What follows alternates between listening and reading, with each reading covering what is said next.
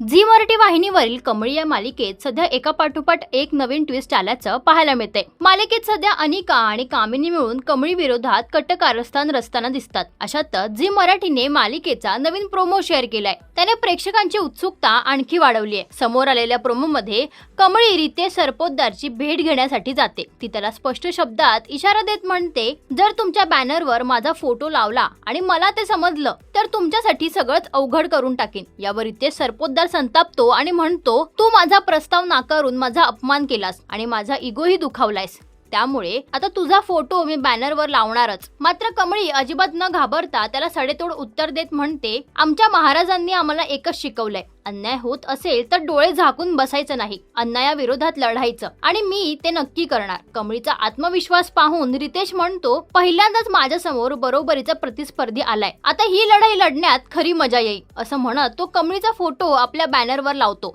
हे पाहून कमळी प्रचंड संतापलेली दिसते। आता रितेश सरपोतदारला धडा शिकवण्यासाठी कमळी नेमकं कोणतं नवीन पाऊल उचलणार आणि मालिकेच्या सध्याच्या ट्रॅक बद्दल तुमचं काय मत आहे हे आम्हाला कमेंट करून नक्कीच सांगा।